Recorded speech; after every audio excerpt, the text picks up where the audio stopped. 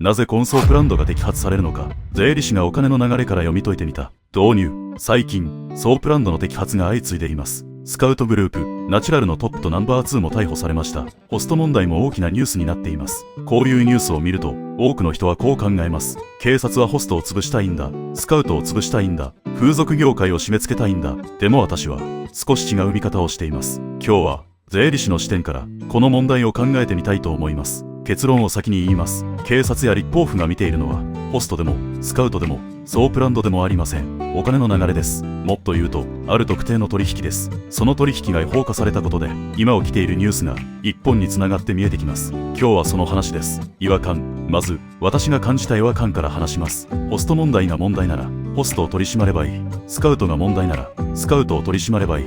これは普通の発想です。ところが、実際に起きていることを見ると、そうなっていません。ホストが摘発される、スカウトが摘発される、ソープランドが摘発される、別々の業界に見えるところへ、同時に捜査の手が入っています。なぜでしょうか。ここで一度、考え方を変える必要があります。業界で見るのをやめるんです。ホスト業界、スカウト業界、風俗業界、そういう見方をやめる。代わりに、お金の流れを見る。すると、別々に見えていたニュースが、急につながり始めます。整理。まず、最近起きたことを整理しましょう。悪質ホスト問題が社会問題になりました。売掛金です。高額な飲食代を支払えなくなった女性がいる。その結果、風俗店で働くようになる。こうした構図が問題視されました。その後、スカウトグループへの捜査が強化されます。特に大きかったのが、ナチュラルです。全国規模で活動していたとされる、巨大スカウト組織です。報道ベースでは、年間数十億円規模の紹介料があったとされています。さらに、改正風営法が成立します。ここで重要なのが、スカウトバックです。この言葉、業界を知らない人はあまり聞いたことがないと思います。簡単に言うと、紹介料です。女性を紹介したスカウトに対して店が支払うお金です。実は今回の話の中心にあるのはこの紹介料なんです。転換。ここで一つ質問です。法律は何を禁止したのでしょうか。スカウトでしょうか。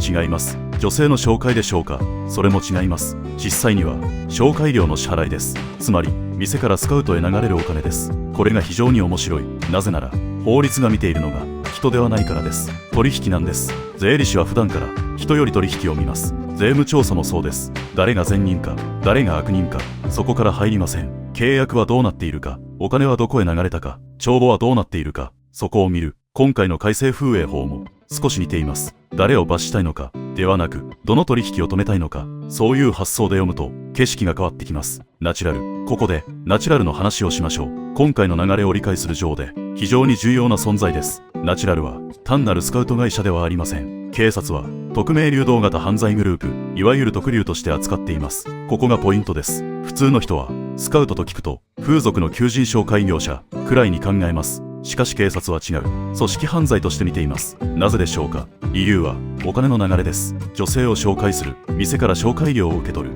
そのお金が組織に集まる。さらに別の場所へ流れる。警察が見ているのはこの構造です。つまり一人のスカウトの問題ではなく、巨大な資金循環の問題として見ている。そう考えると扱いが変わるんです。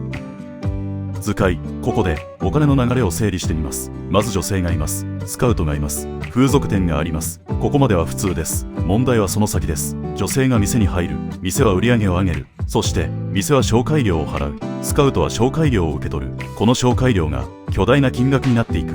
報道では年間数十億円規模とも言われています。税理士的に見るとここで景色が変わります。なぜならこれは個人の副業レベルではないからです。立派なビジネスモデルなんです。しかも継続的で反復的で組織的です。だから警察も単なる紹介行為としてではなくビジネスモデルとして見始める。ここが重要です。警察。ここで非常に興味深い話があります。報道によると捜査関係者は人の周囲を調べ金の流れを追うという趣旨の話をしています。私はこれが今回の本質だと思っています。例えばホストを1人逮捕する、スカウトを1人逮捕する。それでもビジネスモデルが残れば別の人が代わりになります。しかし資金の流れを断つとモデルそのものが維持できなくなる。これは暴力団対策でも使われてきた考え方です。昔は構成員を逮捕することが中心でした。しかし後に資金源対策へ重点が移ります。なぜか金がなければ組織は維持できないからです。今回も似た構図が見えます。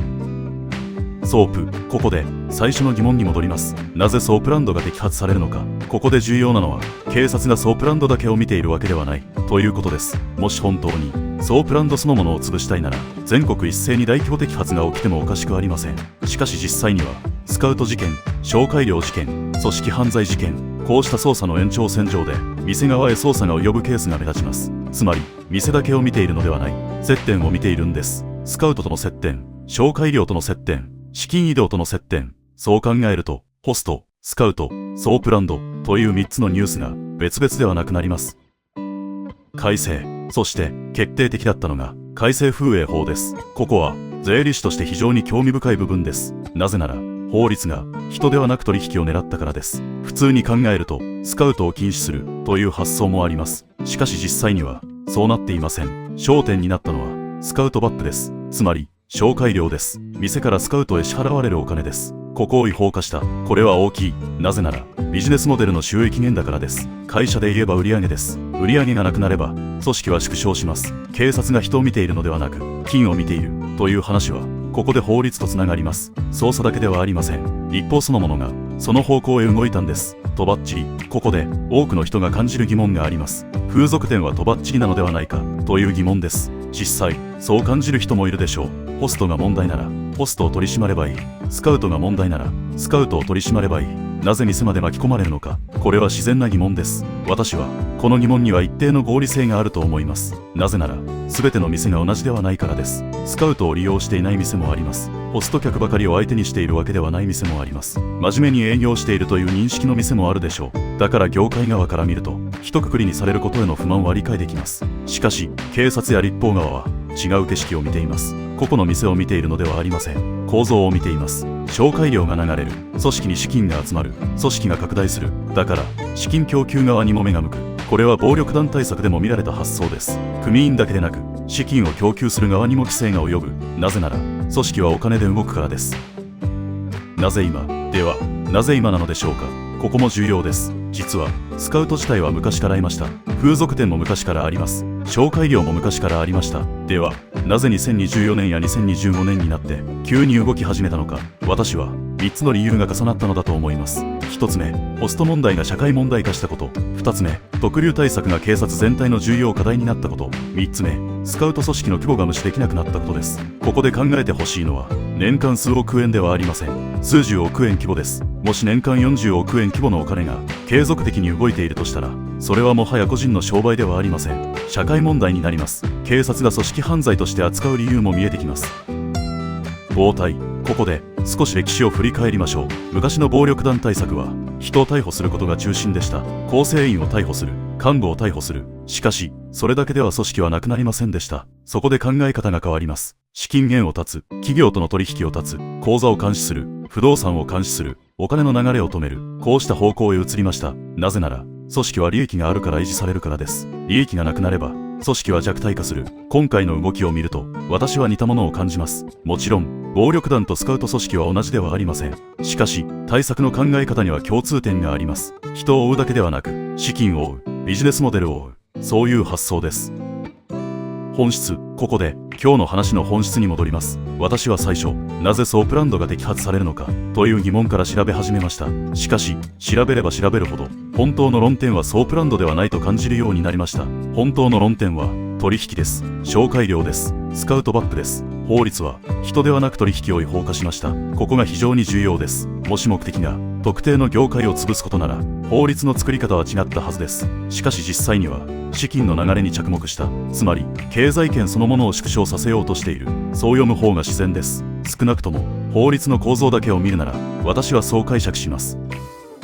反論。もちろん反論もあります。本当にこれで問題は解決するのか、地下化するだけではないか、別のルートが生まれるだけではないか、そうした見方もあります。十分あり得ると思います。歴史的にも規制が新しい抜け道を生むことは珍しくありません。だからこの政策が成功するかどうかはまだわかりません。ここは冷静に見る必要があります。ただ一つ言えるのは少なくとも現在の政策担当者は個人の摘発だけでは不十分だと考えている。だから資金の流れへ向かった。そこはかなり明確だと思います。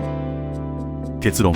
今日のテーマはなぜコンソープランドが摘発されるのかでした。最初は風俗業界への締め付けに見えます。しかし、お金の流れを追うと、別の景色が見えてきます。ホスト問題、スカウト問題、ナチュラル事件、改正風営法、ソープランド摘発、これらは別々のニュースではありません。紹介料という取引、スカウトバックという取引、その流れをどうするのか、という一つのテーマでつながっています。税理士として今回興味深かったのは、人ではなく取引を見るという発想です。税務もそうです。契約を見る、帳簿を見る、送金を見る、資金移動を見る、そこから実態を理解しようとする。今回の法改正や捜査の動きにも似た構造が見えます。皆さんはどう考えるでしょうか。風俗への規制強化だと思うでしょうか。それともスカウト組織のビジネスモデル解体だと思うでしょうか。ぜひコメントで教えてください。それではまた次回お会いしましょう。